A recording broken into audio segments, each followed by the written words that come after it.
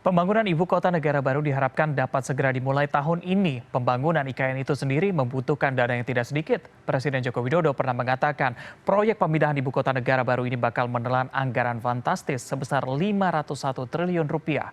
Rancangan Undang-Undang IKN pun diharapkan selesai dibahas pekan ini dan salah satu yang menjadi pembahasan RUU adalah anggaran untuk membangun IKN agar tidak membebani APBN. Namun saat ini pembangunan IKN mayoritas menggunakan APBN. Seperti yang dikutip dalam laman website IKN, pendanaan sudah menggunakan dana APBN sebesar 53,5%. Kita akan membahasnya bersama Eko Listianto, Wakil Direktur Indef mengenai pembangunan ibu kota negara baru yang nyatanya lebih banyak menggunakan dana APBN. Selamat pagi, Mas Eko. Skema pemerintah kan sebelumnya ini hanya berencana untuk menggunakan dana APBN 19,2% dari total anggaran. Tapi sekarang angkanya sudah mencapai 53,5%. Ini dampaknya seperti apa sih bagi APBN? Ya, selamat pagi Mas Reza dan pemirsa CNN Indonesia ya. Jadi memang kalau kita melihat ya, walaupun awalnya Presiden menjanjikan bahwa ini akan minim ya, katakanlah pembiayaan dari APBN, tapi nyatanya nggak bisa dipungkiri ya, karena kita punya target begitu. Kalau pemerintah mentargetkan untuk segera dilaksanakan, terus kemudian juga bahkan ada wacana 2024 misalkan upacara bendera begitu ya, pengibaran merah putih akan dilaksanakan di Istana Negara yang baru kira-kira begitu. Nah, tentu saja harus ada upaya-upaya untuk mendorong dari akselerasi pembiayaan. Nah, kalau kita lihat sejauh ini ya yang paling memungkinkan memang adalah dengan pendanaan dari APBN begitu, karena kalau kita melihat kalaupun misalkan ada skema-skema KPBU ya, kerjasama antara pemerintah dengan badan usaha ataupun juga dari swasta ataupun dari BUMN, ya itu kan harus jelas begitu BUMN-nya siapa atau katakanlah swastanya siapa, investornya siapa, dan kemudian nilai investasinya berapa, sudah ditransaksikan seperti apa begitu kan, ini kan belum begitu, sehingga proses-proses yang terjadi ketika kemudian ingin itu disegerakan ya tentu saja akan sangat bertumbuh kepada anggaran pemerintah ya melalui APBN itu gitu Mas Reza. Baik. Kalau Anda lihat nih bagaimana potensi penambahan utang negara dan juga menakar kemampuan membayar utang yang menjadi beban APBN akibat IKN nih?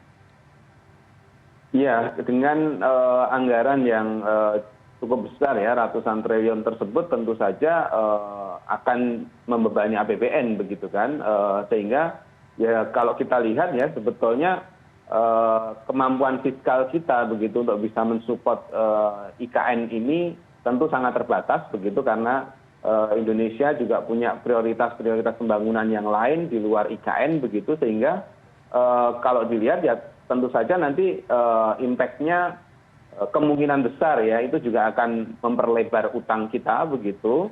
Dan cerita tidak enaknya adalah 2023 dan 2024 kita juga sudah harus kembali kepada disiplin fiskal kita yang sebelum COVID begitu ya, yaitu kita men-setting defisit APBN itu harus di bawah 3% dari PDB begitu, sehingga ini akan menjadi challenge begitu bagi pemerintah ya untuk bisa meramu bagaimana skema APBN yang pas untuk mendorong katakanlah upaya ya ambisi untuk membuat ibu kota negara ini begitu.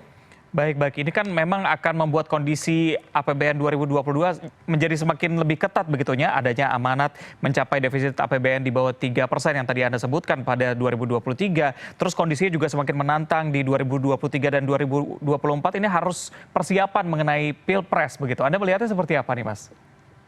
Ya, dengan demikian sebetulnya kan banyak ya kebutuhan-kebutuhan katakanlah kalau dikatakan skala prioritas ya, untuk pemulihan ekonomi, untuk segera bisa mengakselerasi perekonomian ya, itu juga sangat penting. Terus di luar itu juga ada katakanlah anggaran-anggaran yang diperlukan misalkan untuk pemilu dan lain-lain. Artinya banyak sebetulnya prioritas-prioritas yang harus dilakukan dalam 2 atau 3 tahun ke depan. Nah, ketika IKN ini masuk ya di tengah situasi prioritas tadi, ya tentu saja dia kalau kemudian ini menjadi apa ya istilahnya ya harus gerakan, tentu dia akan katakanlah men-shifting ya, menggeser agenda-agenda prioritas yang lain ya. Dugaan saya juga mungkin akan mengorbankan dari kegiatan katakanlah mungkin pembangunan infrastruktur strategis yang lain begitu.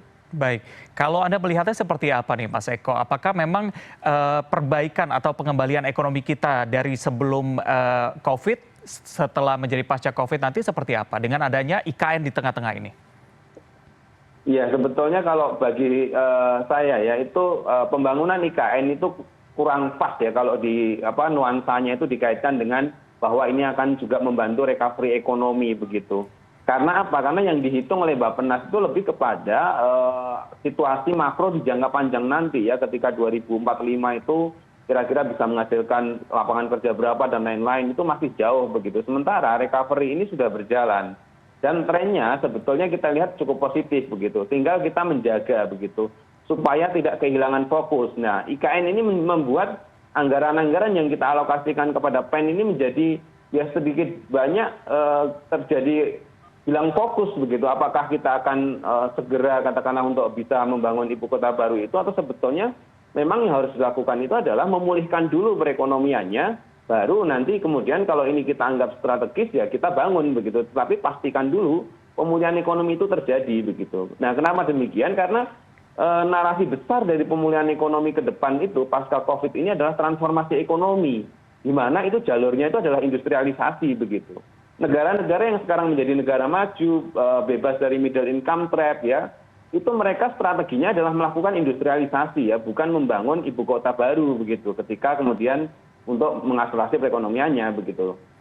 Baik, berarti pemulihan ekonomi seharusnya menjadi prioritas begitu ya di tengah banyaknya pengeluaran dibandingkan harus membangun ibu kota negara baru. Begitu, Mas Eko? Ya, saya rasa itu, Mas Reza. Baik, Eko Listianto, Wakil Direktur Indef, terima kasih. Mas Eko sudah bergabung bersama kami, selamat siang. Selamat siang.